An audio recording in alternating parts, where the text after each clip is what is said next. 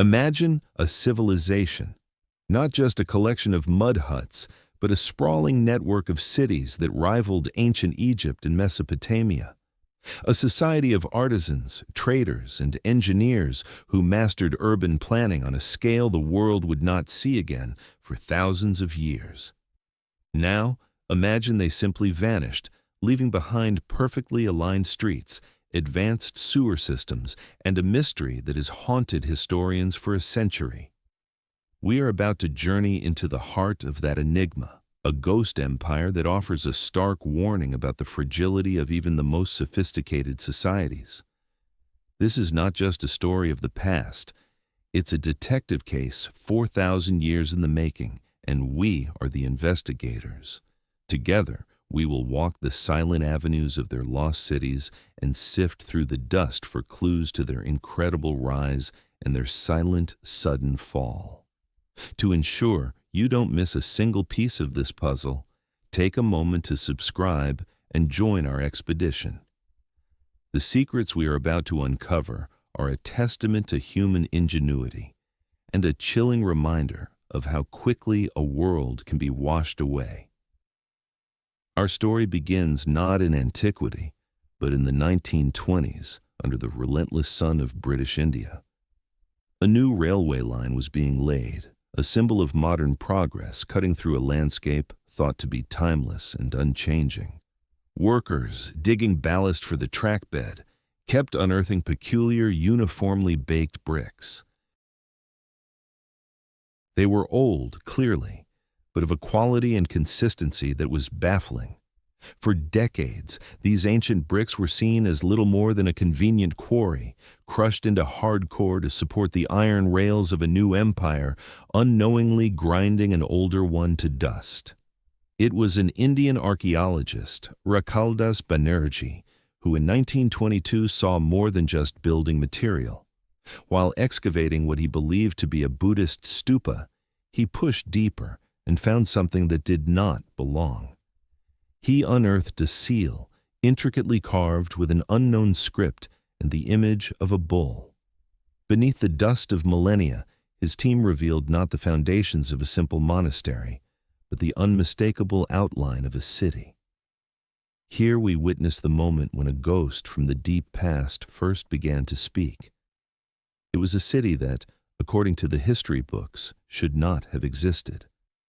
What emerged from the plains of Sind was staggering.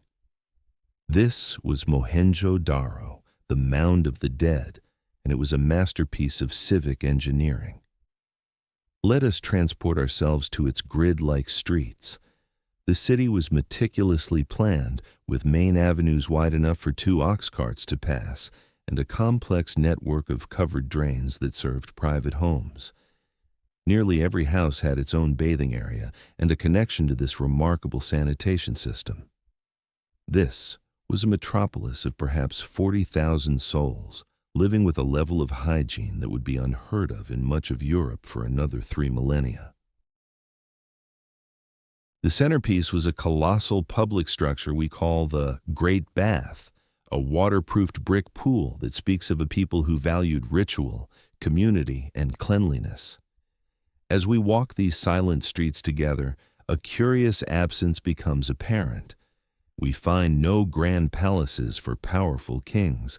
There are no colossal temples dedicated to fearsome gods, nor are there boastful monuments celebrating great victories in war.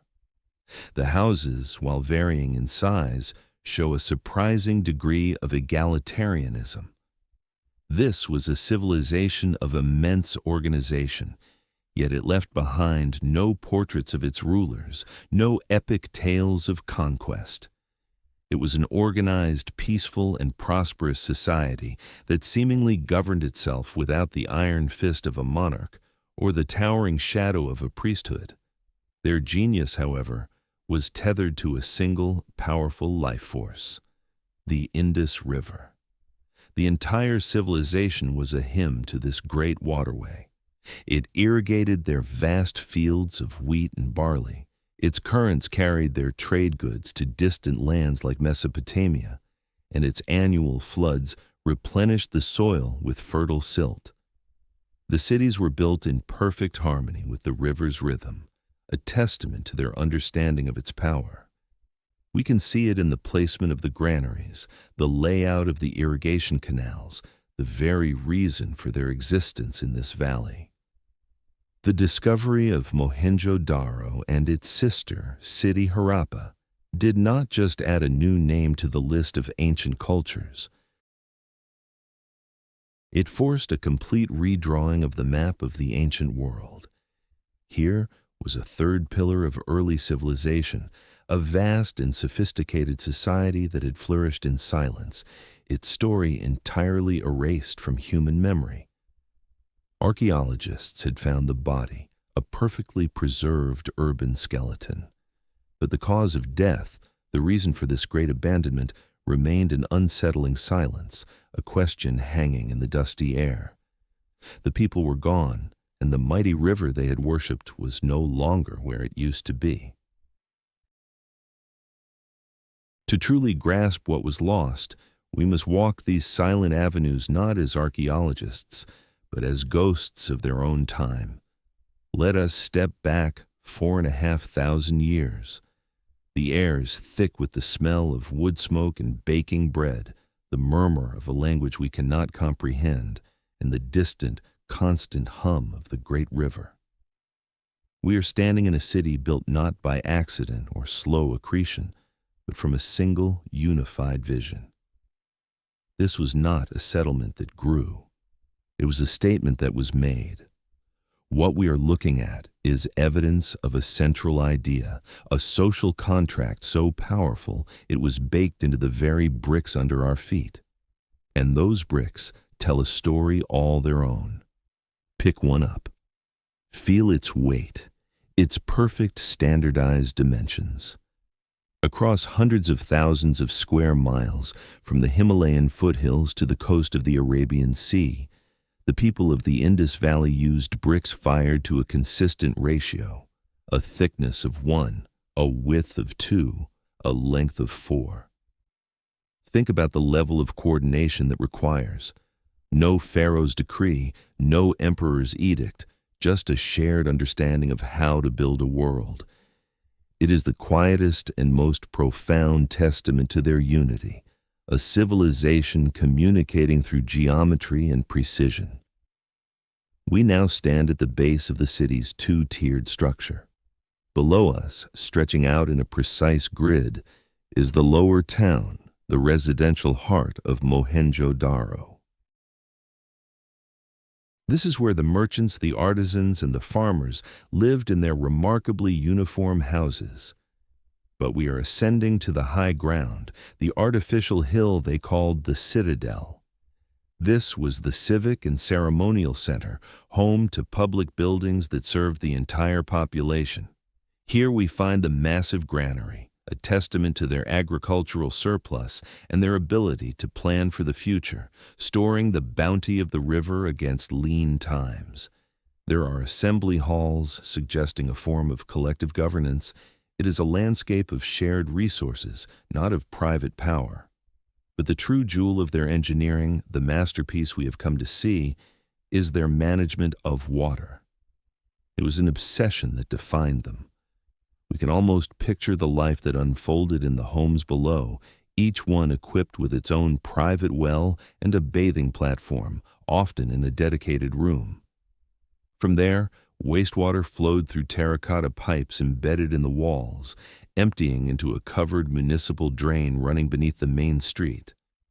These drains were an engineering marvel, built with corbelled arches and equipped with manholes for maintenance. This was a system of public health and convenience that would not be matched in London or Paris for another 4,000 years. Their world was meticulously ordered, a triumph of human reason over the unpredictable forces of nature.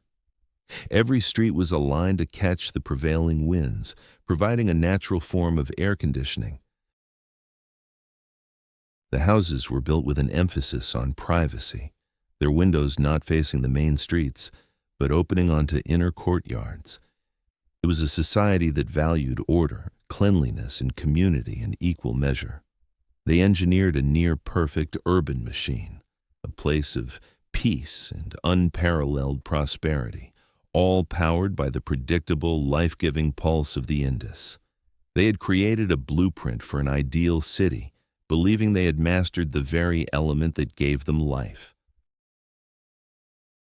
Having marveled at the grand design of their cities, let us now zoom in, moving from the scale of boulevards and citadels to an object small enough to fit in the palm of your hand.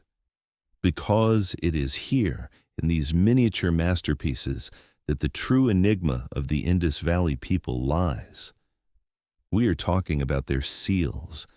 Thousands of these objects, carved from soft steatite and then fired to a hardened finish, have been unearthed from every corner of their vast domain. What you are holding is not just a relic. It is a locked message, a whisper from a ghost that we have yet to understand. Each seal is a tiny window into their world. They are dominated by exquisitely rendered animals. We see powerful bulls with magnificent horns, elephants, rhinoceroses, and tigers, all depicted with a startling realism. Yet one creature appears more than any other, an animal that has never walked the earth. It is a graceful beast, always shown in profile, with a single long horn spiraling from its forehead. We call it the unicorn.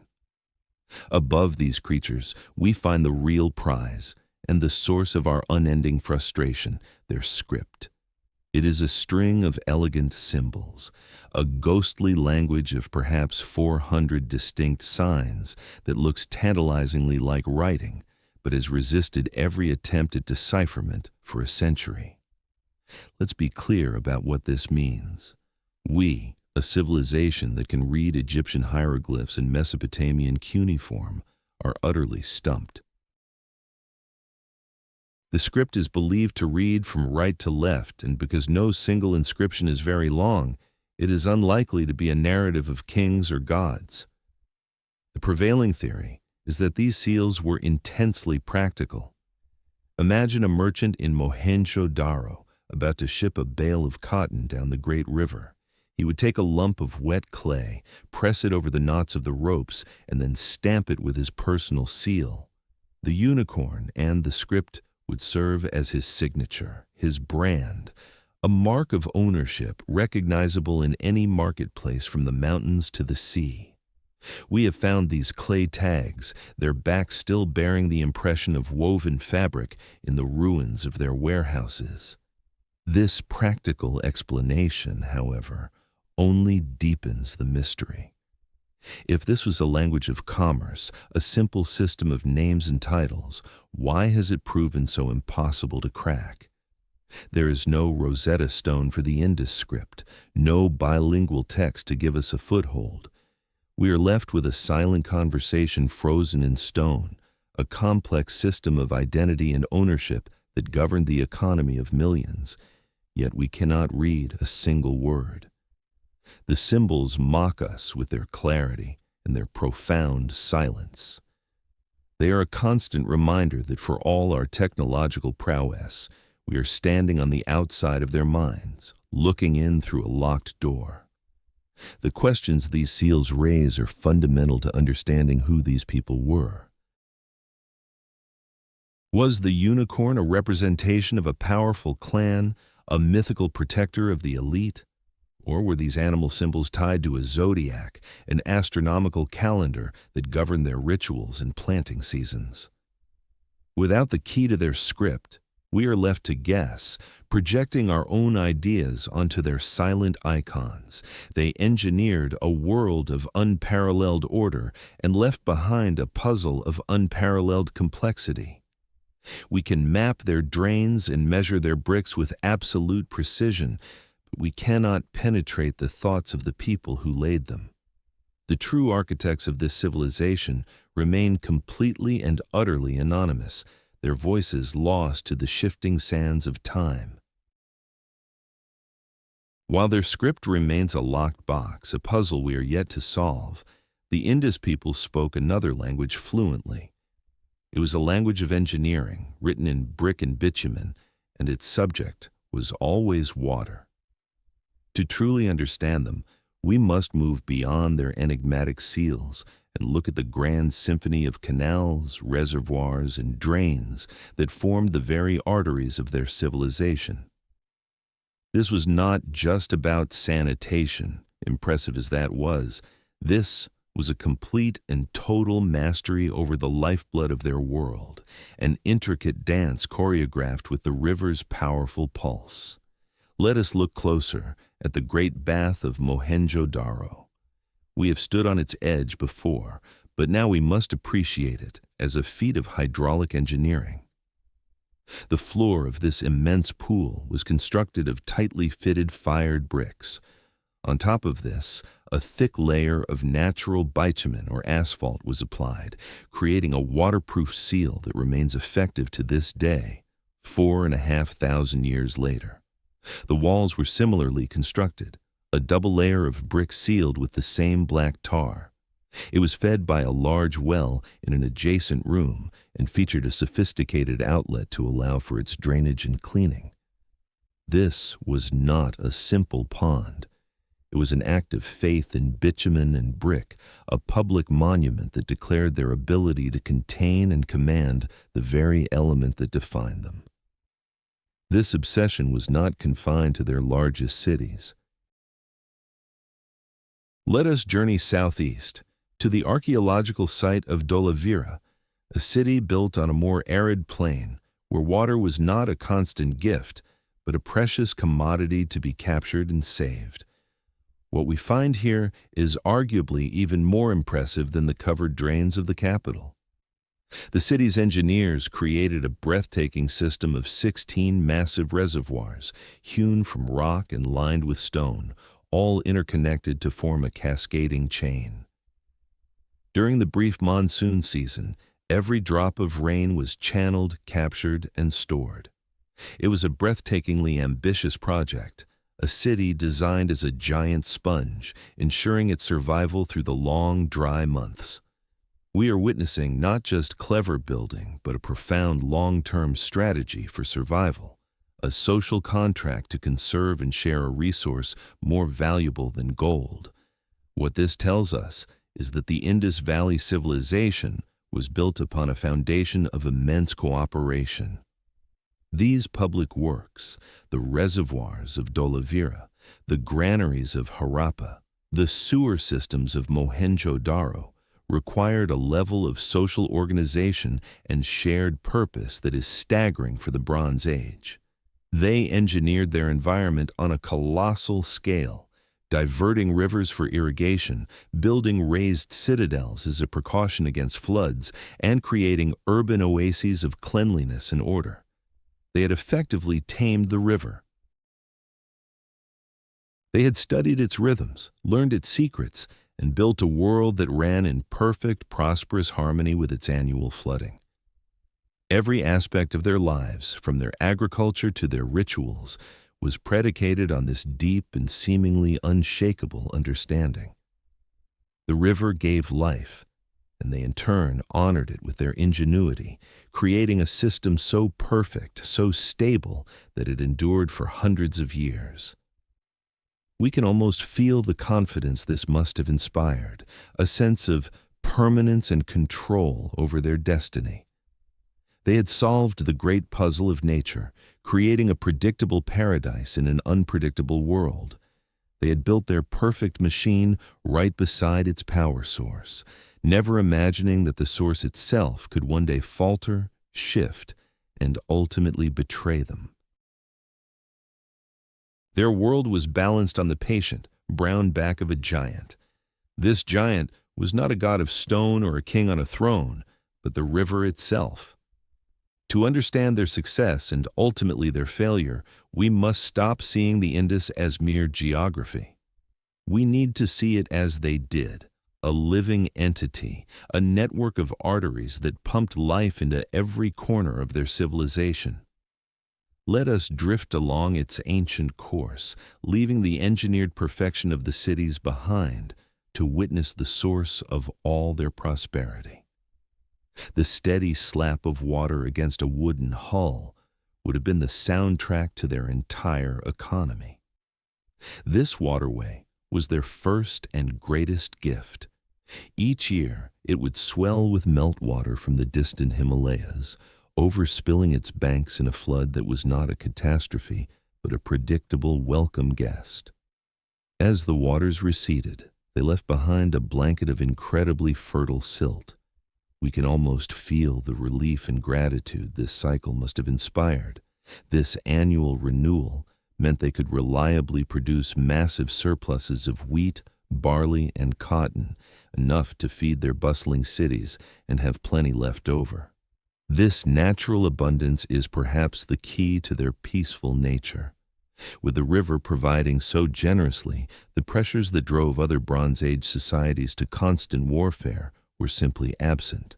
They built granaries, not fortresses. The river was also their information superhighway and their primary commercial route. Our journey takes us past flat-bottom barges, their sails catching the river breeze, laden with goods from the far reaches of their domain. From the north came timber and precious metals. From the coastal regions, fine pottery and gleaming carnelian beads. These goods were not just for local consumption. We now know that these Indus merchants were intrepid international traders. Their distinctive unicorn seals have been found as far away as Mesopotamia, modern-day Iraq, a testament to a trade network that spanned thousands of miles. The Indus was their gateway to the Arabian Sea and the wider world, a flowing road that connected their ordered society to the great empires of the West. This constant rhythmic presence of the river shaped their very minds. The cycle of flood and planting, the flow of trade, the daily need for water in every home, it all stemmed from this one source. We see it reflected in their art, dominated by animals that lived in or near the water. We sense it in the ritualistic importance of the Great Bath, a man-made tribute to the river's purifying power. It was their clock, it was their calendar, it was the very heartbeat of their society, a steady rhythm against which they built a world of unparalleled stability that lasted for more than 700 years. They were a people who had harnessed a force of nature so completely that it became an extension of their own will. What we are piecing together is a picture of a civilization whose genius was inextricably linked to its greatest vulnerability. They had created a sophisticated, peaceful, and prosperous society, but it was a magnificent house of cards built on a single foundational assumption that the river would always be there.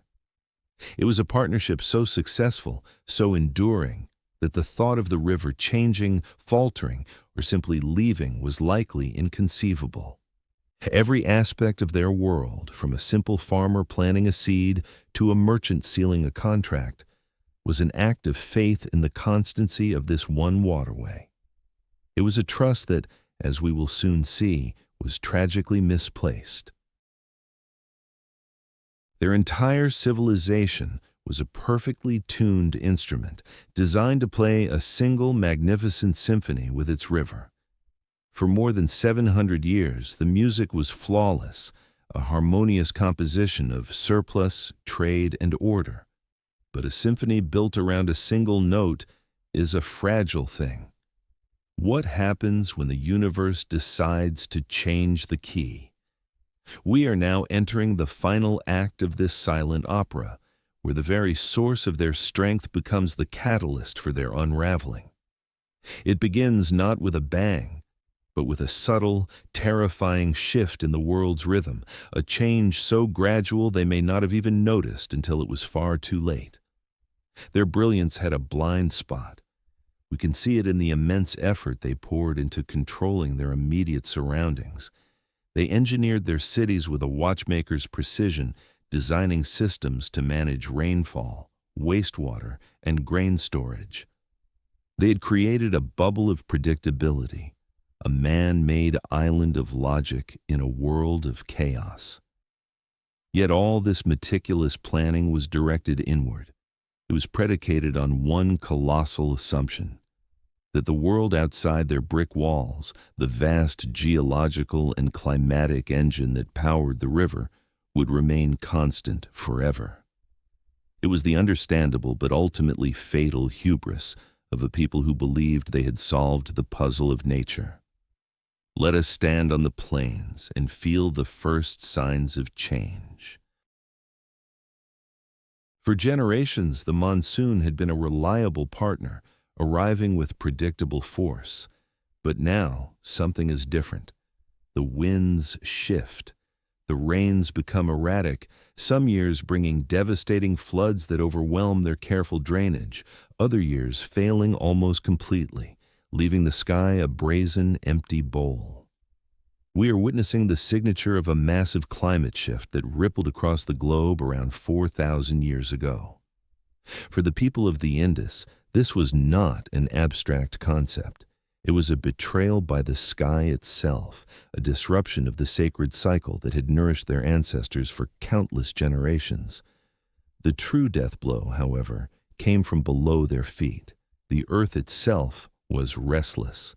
Tectonic activity deep within the planet's crust began to subtly yet inexorably alter the landscape.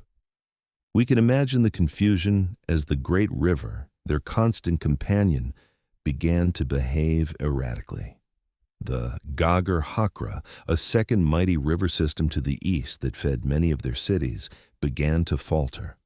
Its headwaters were captured by another river system, and it slowly withered, transforming from a life-giving artery into a seasonal stream, and then, finally, into a dry, dusty bed. At the same time, geological uplift may have caused the main channel of the Indus itself to lurch westward, abandoning the cities that had been so carefully built upon its banks.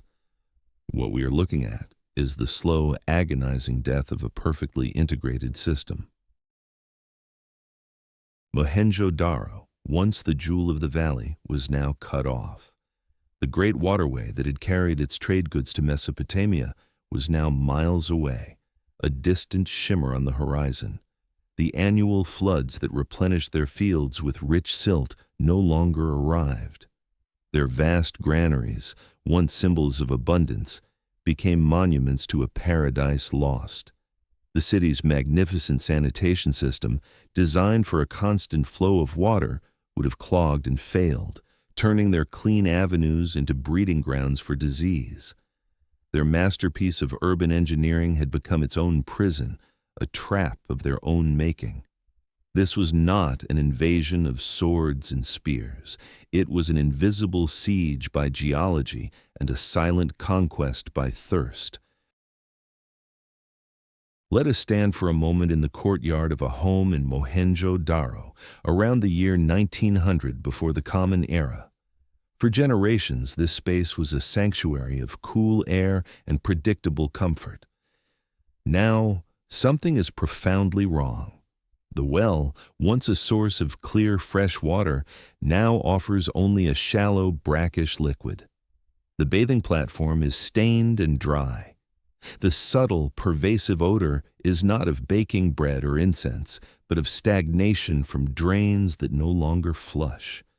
We can almost hear the questions whispered in the twilight, a language we will never know, but a sentiment we can easily understand. Why has the great Mother River forsaken us? What have we done? This was not a sudden collapse. It was death by 1,000 cuts, a slow, creeping erosion of certainty. We are witnessing the psychological impact on a people defined by order. Their first response, we must assume, was to apply the logic that had always served them. They would have organized work crews, the finest minds of their generation, directing men to dig new channels, desperately trying to coax the distant river back into its old bed. Imagine the futility of it, men with copper tools and reed baskets attempting to redirect a force of geology, trying to mend a world broken on a scale they could not comprehend. It was the last gasp of their magnificent engineering spirit, a final, heroic act of defiance against a silent, indifferent god of climate. As the years turned into decades, the very symbols of their unity began to decay. The great granaries, once the heart of their shared prosperity, became a source of conflict. How do you distribute grain that is no longer being replaced? The standardized bricks, that quiet testament to their social contract, were now scavenged from public buildings to dam a failing well or build a wall to protect a private hoard. We are watching the unraveling of a complex tapestry, thread by thread. The unicorn seals, emblems of a once vast trade network, became meaningless. There were no more barges laden with cotton to stamp, no more shipments of carnelian beads arriving from the coast. The world had shrunk to the size of their own failing city. Here we witness the quiet exodus. This was not a panicked flight from a conquering army. It was a calculated, heartbreaking decision made in thousands of homes, a slow drain of humanity from these architectural marvels. Families who had lived in the same meticulously built house for 200 years would have packed what they could carry, leaving behind the pottery, the furniture, the very structure of their lives. They would have walked away from the straight avenues and covered sewers, heading east toward smaller, less sophisticated villages, seeking not prosperity or order, but something far more fundamental: a simple, reliable stream. They were abandoning their utopia in search of a puddle. The silence that fell over these cities was absolute. The wind, once a welcome guest channeled down broad streets for cooling, now carried only dust, scouring the brickwork of empty houses. It piled sand into the great bath, burying the site of their sacred rituals under a blanket of forgetting. The civilization did not end in fire or battle, leaving behind tales of heroic last stands. It simply evaporated. The most advanced, most orderly, and most peaceful society of its time faded away, leaving behind a ghost city as a monument to a single fatal assumption, a testament to the fact that even the most perfect system is helpless when the world beneath it decides to move. To stand in the dry bed of a river that once supported 1 million souls is a profoundly humbling experience. Let us do that now. We are walking on cracked earth and sun-baked silt where great barges once sailed. The silence is absolute, broken only by the wind whistling through skeletal tamarisk shrubs.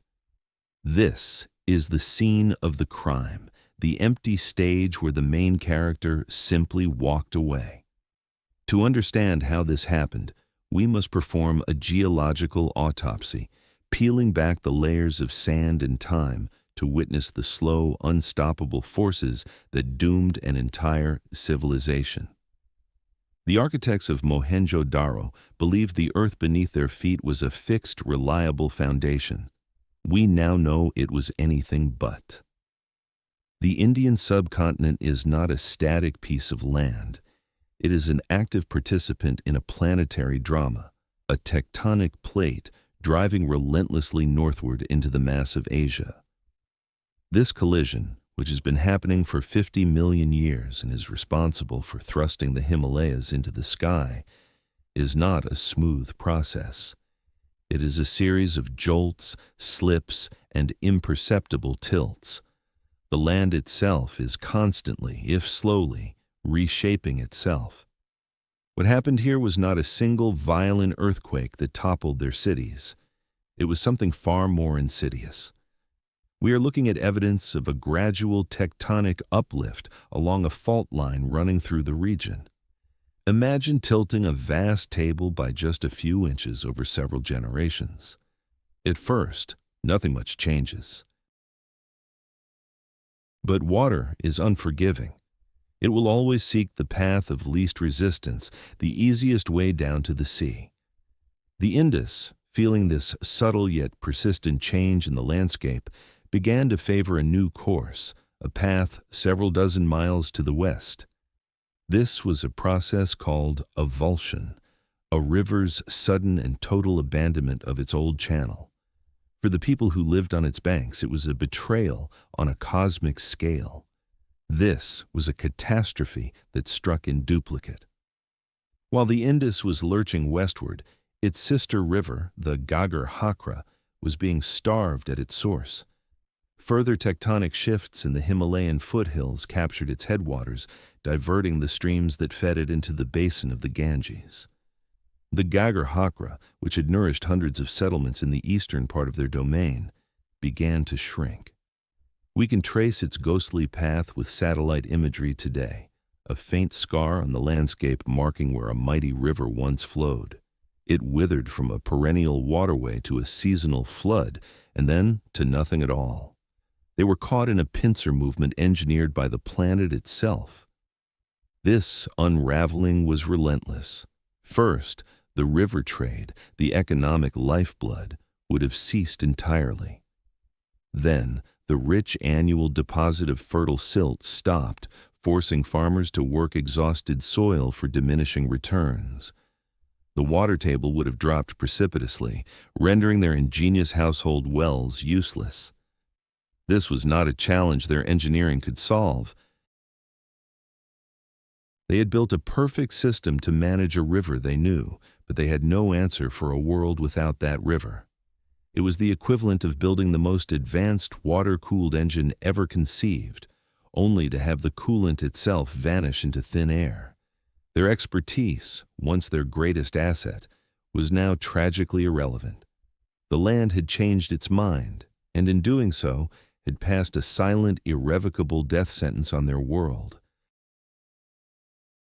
The story of their end is not written in any script, but in the earth itself. As we dig down through the layers of a city like Mohenjo-Daro, we are essentially reading the final frantic chapters of its autobiography. The lowest, oldest levels speak of confidence and precision, a world of straight lines and perfect angles. But as we ascend toward the surface, toward the city's last breath, the language changes. The grammar of their architecture begins to crumble. What we are sifting through is the archaeological evidence of a society losing its grip. The decline was a slow, painful process of decay from within. We see grand, single-family homes, once the pride of a prosperous merchant, crudely subdivided with flimsy walls. A spacious central courtyard, designed for light and air, becomes a cramped warren housing 3 or 4 families where one lived before. We are witnessing the arrival of internal refugees, people from the desiccated farmlands flooding into a city that could no longer support even its own population. The meticulous urban planning, the very hallmark of their genius, was being sacrificed for the sake of survival. Their ordered world was becoming a slum.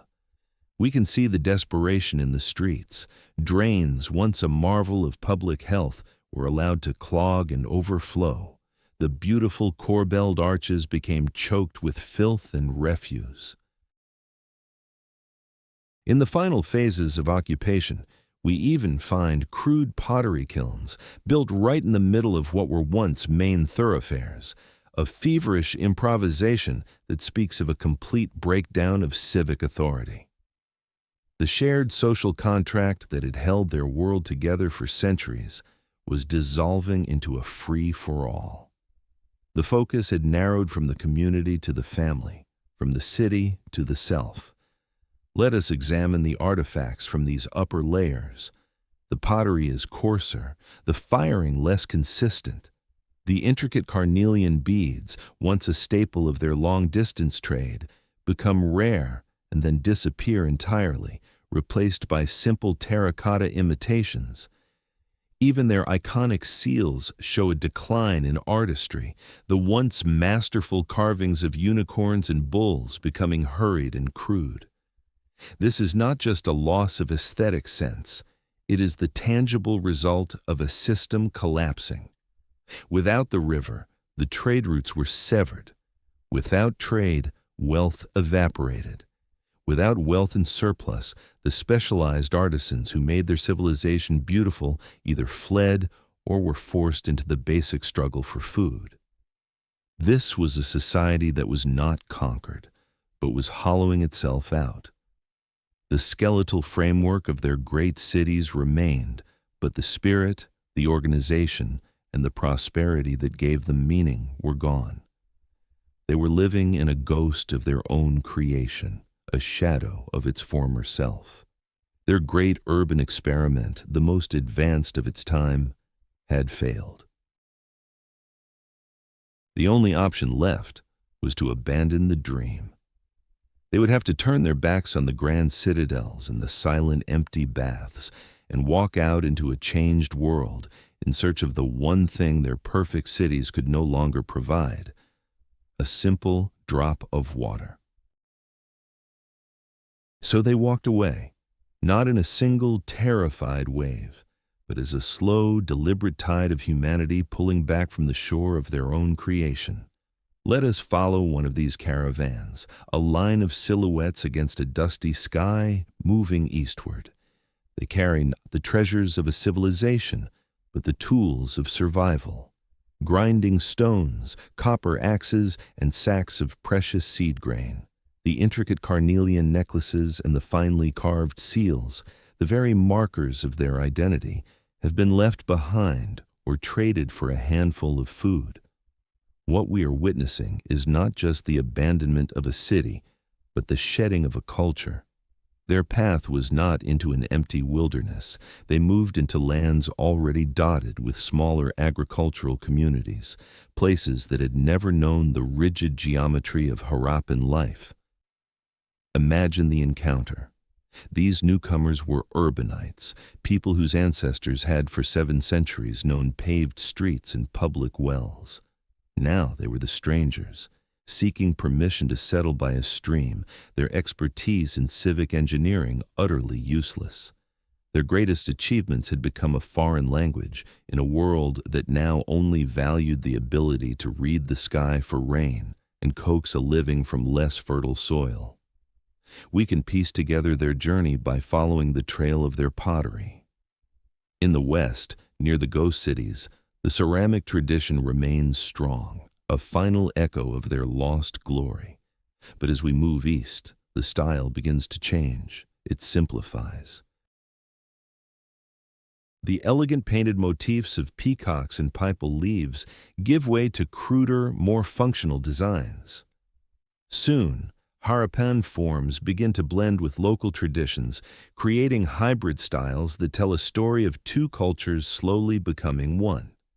The archaeological record is showing us a process of dilution, a great people dissolving into the existing population like a spoonful of salt in a vast container of water.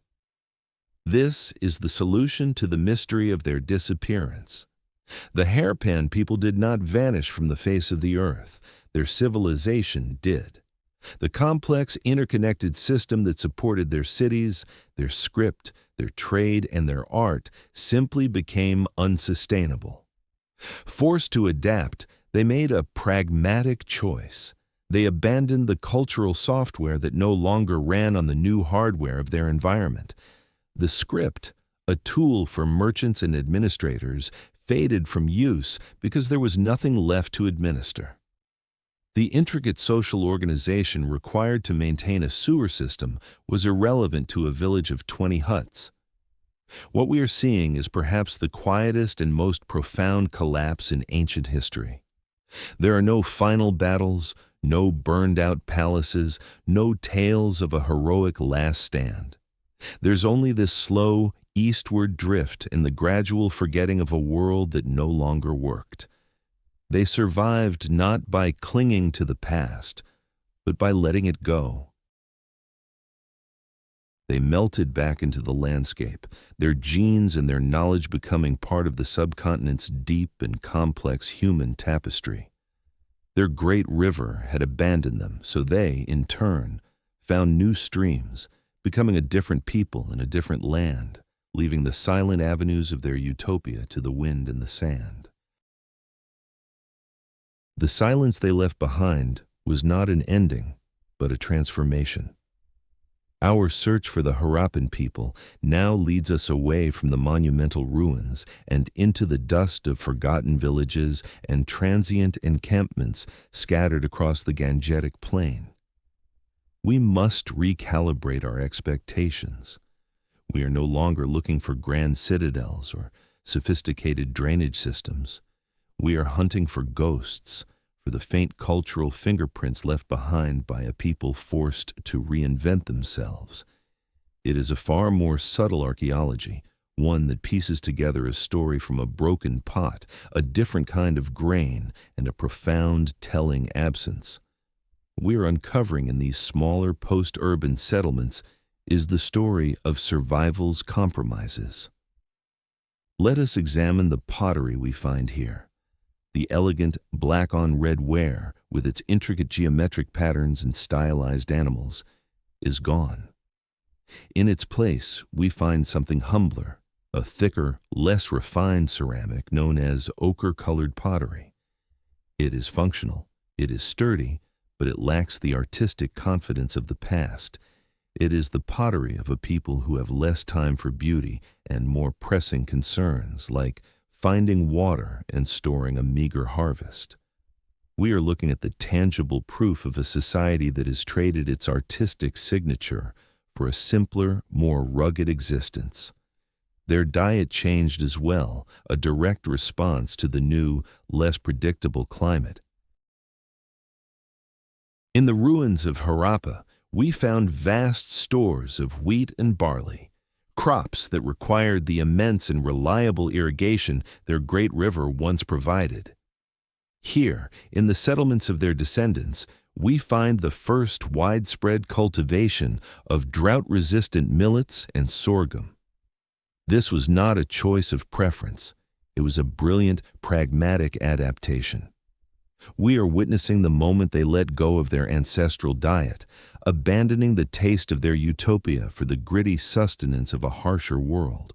They were learning to farm all over again, this time without the safety net of a benevolent river. But the most significant piece of evidence is not what we find, but what we do not. The script is gone. Completely. For over 700 years, that elegant system of 400 signs had been the operating system of their civilization, the language of trade, identity, and administration. In these new villages, it simply vanishes without a trace. This tells us everything. A script is only useful when you have a complex society to manage. It is for sealing contracts, tracking goods, and organizing labor. In a world that has shrunk to a collection of subsistence farming communities, it became a useless skill, an artifact of a life that no longer existed. The keepers of the unicorn seal had become a people without writing. This, then, is the solution to the riddle of the vanished people. They survived by forgetting. They consciously or unconsciously jettisoned the very cultural traits that had defined their greatness because those traits were now liabilities. They let go of their rigid urban planning, their long-distance trade networks, and even their literacy. What emerged was a more decentralized, more resilient, and perhaps more flexible society. They did not die out. They adapted by dissolving their old identity, their cultural DNA breaking apart and recombining with local populations to form the foundations of new communities. Their ghosts did not fade away. They simply learned to speak a new language, one that would echo in the cultures that rose in India over the following 1,000 years. It is human nature to crave a dramatic finale, a clear and concise reason for an ending. For nearly a century after their rediscovery, the silence of the Indus people was filled with our own noisy and often violent theories. We imagined a climactic third act, a final bloody scene to explain the empty stage. Let us now step into the role of the historical detective, re-examining the evidence to separate the compelling fiction from the far more terrifying truth. For a long time, the prime suspect was a dramatic, full-scale invasion. The theory was simple and cinematic. Around 1500 before the Common Era, nomadic horse-riding warriors, sometimes identified with the Indo-Aryans of the Vedic texts, swept down from the north. In this telling, these invaders, with their superior bronze weapons and swift chariots, fell upon the peaceful, unfortified cities of the Indus and put their inhabitants to the sword. The evidence for this supposed massacre seemed compelling at first glance. In the upper layers of Mohenjo-Daro, archaeologists unearthed scattered groups of skeletons, found lying in the streets and in houses, seemingly unburied. Here, it was argued, were the last citizens of a great city, cut down where they stood. But as we re-examine this evidence with modern forensic eyes, the story falls apart. The so-called massacre victims number fewer than 40, a tragically small number for the supposed violent overthrow of a city of 40,000. Furthermore, there are no weapon marks on the bones, no arrowheads lodged in rib cages. There are no vast burn layers suggesting a city-wide conflagration, and no caches of weapons that would indicate a final desperate stand. What we now understand is that these were not the victims of a single violent event. They were the lonely dead of a city in its final chaotic days. These were hasty, undignified burials, perhaps the victims of disease or starvation, in a time when the civic structures for proper funerary rites had completely broken down. We are looking not at a battlefield, but at the sad, untidy graveyard of a dying society. Another suspect often proposed is a microscopic one. Could a devastating epidemic have swept through these densely populated cities? It is an attractive idea. We have already seen how their magnificent sanitation systems would have failed as the water supply dwindled, turning their clean avenues into breeding grounds for disease. An outbreak of cholera or another waterborne plague would certainly have been catastrophic. But while disease was almost certainly a consequence of their decline, it fails as the primary cause. An epidemic might explain the rapid emptying of a single city, or even two. It cannot account for the coordinated, widespread abandonment of hundreds of sites across a territory larger than ancient Egypt. It does not explain the clear, directional eastward migration of the population. The truth we are left with is far less theatrical and infinitely more chilling. The villain in this story was not a warrior with a bronze sword or a virulent microbe.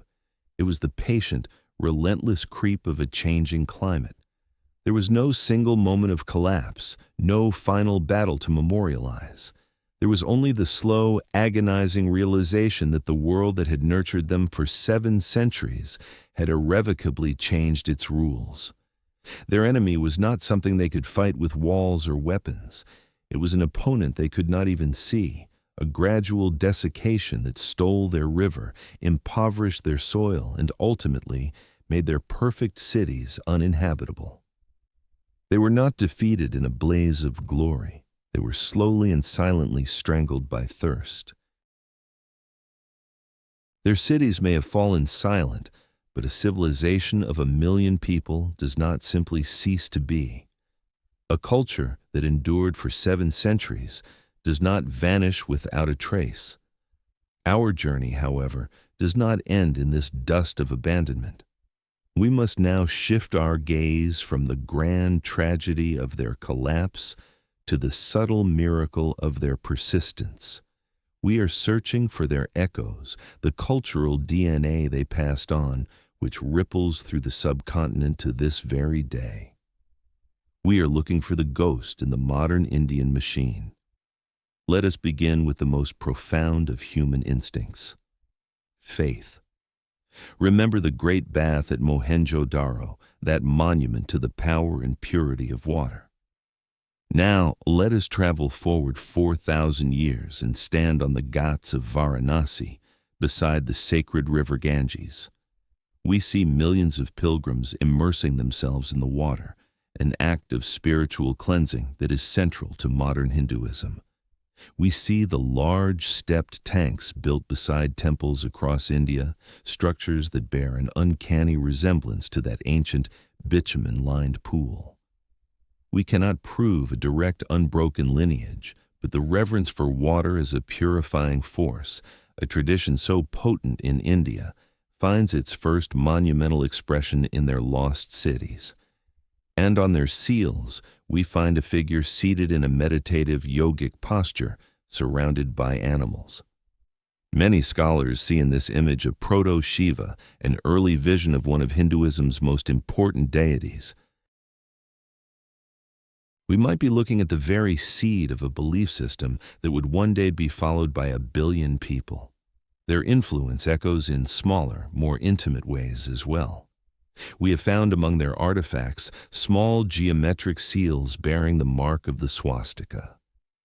To the Western eye, this symbol is forever tainted by its 20th century appropriation. But here, in the Indus Valley, 5,000 years ago, it was a mark of good fortune and well-being.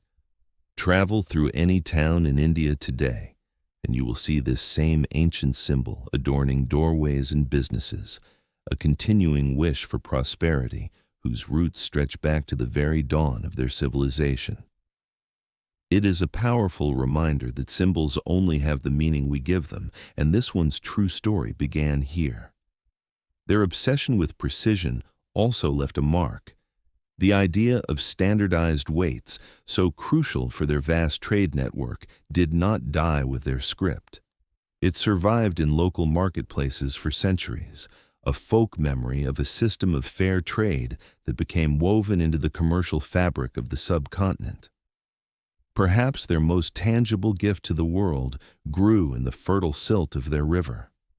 They were among the very first people on earth to domesticate cotton, to spin its white fibers into thread and weave it into cloth. This was not just a technological innovation, it was a revolution that would one day clothe the world. The knowledge of its cultivation, a legacy far more valuable than any pot of gold, was carried eastward by those migrating families.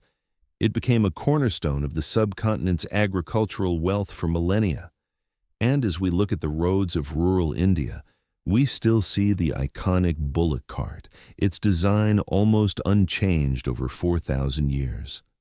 We are watching a piece of Harappan technology, slow and steady, still trundling through the modern world, a living fossil from a time before writing had a name. Ultimately, the greatest legacy of the Harappan people is the people themselves. They did not die out in some forgotten apocalypse. They walked on, they merged, they adapted. Their genes and their knowledge became a foundational layer in the deep and complex stratigraphy of Indian civilization. Their story is not one of failure, but of a profound and successful transformation.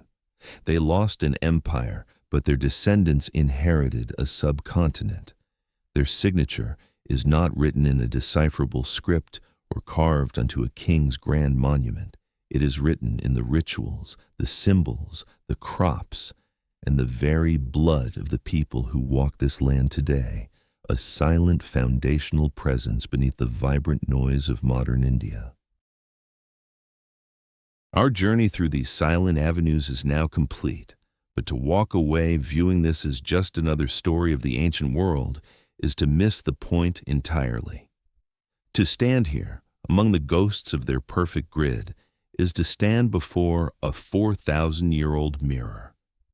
What we are looking at is not just the ghost of a lost civilization. It is a profound and unsettling warning, a message written in dust and brick that speaks directly to our own 21st century. The Harappans were not a primitive people overwhelmed by forces they could not comprehend. They were masters of their environment, brilliant engineers and planners who created one of the most sophisticated societies of their time. And their story proves with chilling clarity that sophistication is no defense against a planet that decides to change the rules. They built their world on a single unwavering pillar of faith, the constancy of the river. Every granary, every trade route, every baked brick was a testament to that belief. It was a partnership with nature so successful it blinded them to the possibility of its end. Let us ask ourselves a difficult question. What is our river? What is the single foundational assumption upon which our entire global civilization is built? It is the belief in a stable climate, in the predictable seasons and reliable weather patterns that have governed the last 10,000 years of human history. We have leveraged this stability to build a world of breathtaking complexity, a web of just-in-time supply chains, global finance, and digital communication that makes their orderly cities look like a child's building blocks. We too are masters of water in our own way. We move it through colossal pipelines, dam it with walls of concrete 1,000 feet high, and use it to cool the processors that power our digital universe. We have engineered our own bubble of predictability, a world where a click in one continent can deliver a package to another within a day. Yet this magnificent machine, this global city we have all built together, is just as dependent on its external power source as Mohenjo-Daro ever was.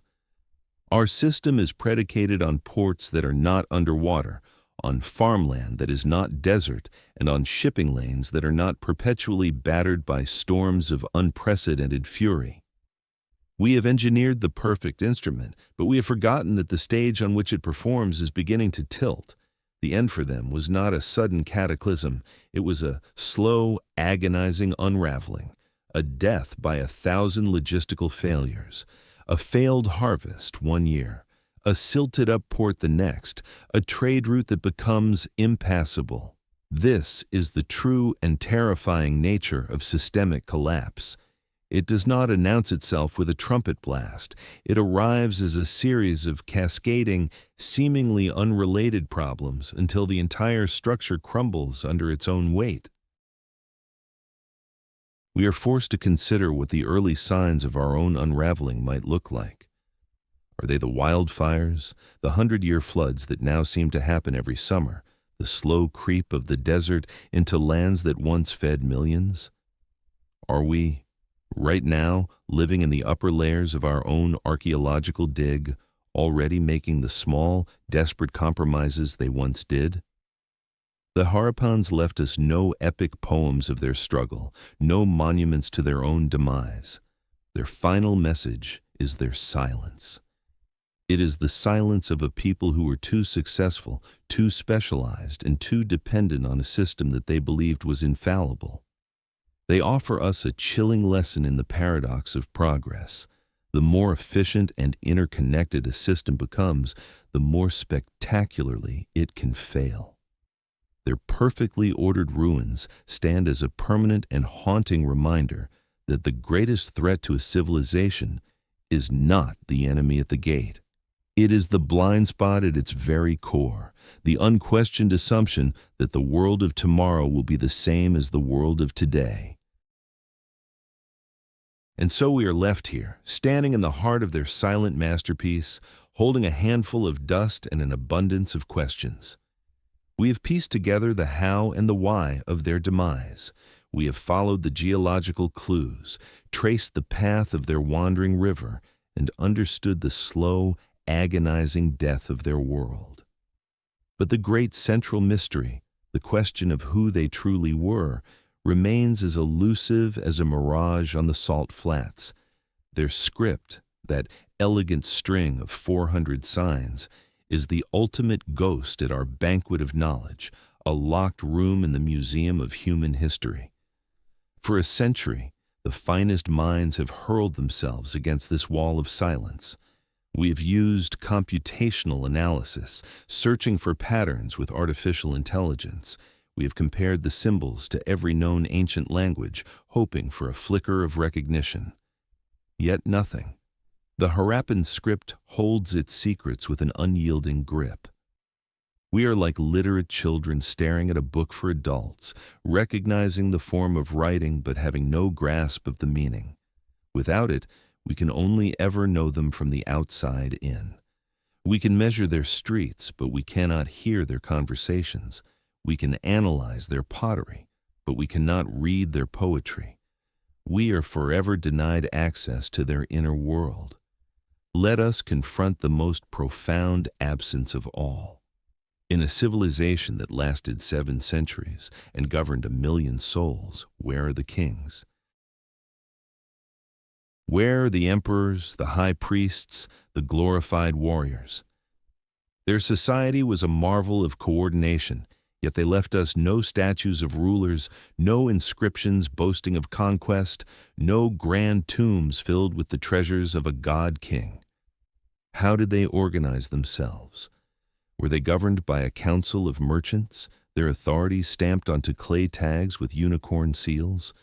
Or was their world guided by an anonymous priesthood whose power was expressed not in palaces, but in the shared ritual of the Great Bath?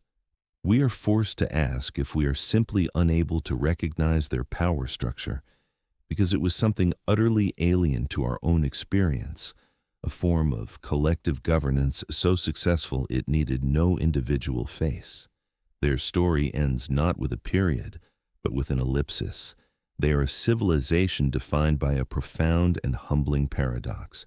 They left behind some of the clearest physical evidence of any Bronze Age society, a blueprint of urban genius so legible we can map it down to the last drain pipe. Yet they remain the most opaque, the most anonymous people of antiquity. Their greatest legacy is perhaps this very puzzle, a challenge to our assumptions about what a civilization should be. They prove that a society can achieve greatness without monumental egos, that order can arise without an obvious autocrat, and that peace can be a sustainable model for centuries. We have walked their avenues and sifted through their ashes, piecing together a story of brilliant life and silent disappearance. Their fate serves as a stark reminder that even the most advanced societies are fragile, their foundations resting on a planet that is always quietly in motion. What do you think is the most important lesson their silent stones have to teach us? If we could finally translate a single seal, what question should we hope it answers? Let us know your thoughts in the comments below. And to continue our journey into the great unanswered questions of our past, make sure you subscribe so you never miss another piece of the puzzle.